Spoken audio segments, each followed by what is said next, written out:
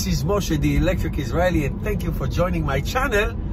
If you're new, don't forget to hit that subscribe button and help me change the world one electric car at a time. Thank you to all my patrons and supporters. And I just left the Tesla service center in Springfield, New Jersey. I have been there so many times. And I just shelled $761.31.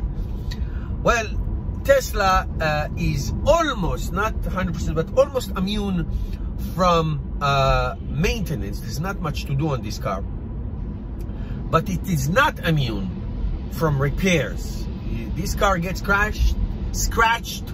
This car can get have a bump, you know. This car hit potholes, and on you go. So what happened? New Jersey roads are terrible. Terrible. Those who live in the Northeast, you know, snow. Look how much snow around. I don't know if you can see it. Snow and ice and salt, and the roads get beaten up, and by the time they get repaired, the next winter comes.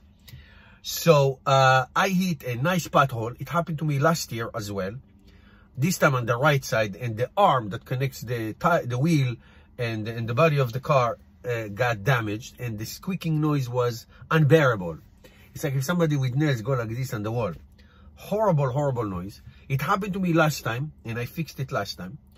So I took it, and they drove it, and they diagnosed it, and this is, I knew that this is what happened, and this is exactly what happened. Plus, my charge port stopped opening and closing automatically. It's just, you had to lift it up, and it stays open. You have to put it down, and then it flaps. So they fixed it last time. It was like a little magnet, but this time they had to repair it. So I paid $467.25 for the arm, and then $246.75 for the charge port door. $47.31 taxes, New Jersey taxes, so we can have better roads. Now, the service experience, I'm going to tell you what happened, and then I do like providing solutions as well. So, you know, I made the appointment 3 weeks ago. My car was drivable, so I didn't worry so much. So I took it, I dropped it off yesterday late afternoon, and it was ready after they closed. So I said, you know what, I'll just come in the morning. You know, the service was great. I mean, you come, you dropped it off, all on the app. They communicate with you. They ask you to confirm the price and all that. The days of Tesla washing your car and giving you this VIP, and here's a car, choose your Tesla, those days are over. You know, the amount of cars they have at the shop is insane. Insane.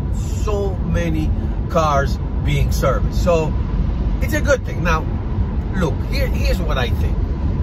Here's what I think. This service should be, service appointment should be like in a day or two after our report. Now, they can't do it.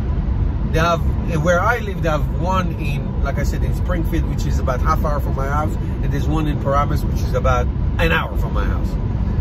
Now, it's not a computer issue, it's not a battery issue, it's not a Tesla classic issue. This is a mechanical issue. I think that Tesla, just like they do with the body shop, like I scratched this car and I had to paint it and all that, and they referred me to one of the local body shops, and it was a great experience, and they did a great job. No question about it. So I think that I really suggest, unless Tesla is about to open so many service centers, small service centers where they can really repair, they have to contract this out to my local mechanic all around town and in big cities that can perform things like this. Like anything having to do with tires, tire rotation, tire balancing, anything with tires, I don't go to Tesla anymore. I go to my guy, you know, not too far from where I live, and that's it. You know, 1, 2, 3, and that's it. And that's what I do. So there are certain things that Tesla has to outsource until they're gonna do it themselves. Otherwise, it's not going to work. Otherwise, it's not going to work. The wait is too long. Now, once you're there, the service is fabulous, efficient, you know, really great. That's not the point. You know, I went to the showroom, I saw the Tesla Model 3 and the Model Y, and I took some photos. That's great. It's great. I love it. But this has to be remedied by outsourcing, just like they did with the paint and scratches and like body work.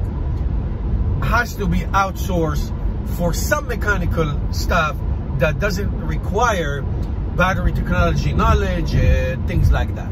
Let me know your thoughts in the comment, because it really is becoming unbearable. Now, I have to say before I finish, their mobile service, which I use several times, is spectacular. But again, you have to wait a long time. Once they come, they're awesome. Once they come, they're amazing. But you need to have exponentially more service to accommodate these volume cars, and they keep making more and more cars, which is great. But you gotta service them. I mean, my Chevy Volt, I need to take it for an oil change. I called, I got an appointment the next day. I have to go online. If you don't like, there are dealerships all around. I can take it anywhere I want. So it makes the ownership experience great. Again, Tesla is great because you don't need much service. That's good.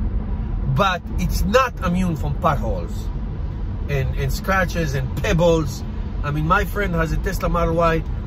She broke her window. I broke my window also. I had to wait like, I think, 2 months until I got, and I called Safe Flight and all that, and they don't have, they said, I can't help you. We don't have those kind of windows. It takes a long time until we get it. So that's a problem, man. Let me know in the comments, guys. See you tomorrow.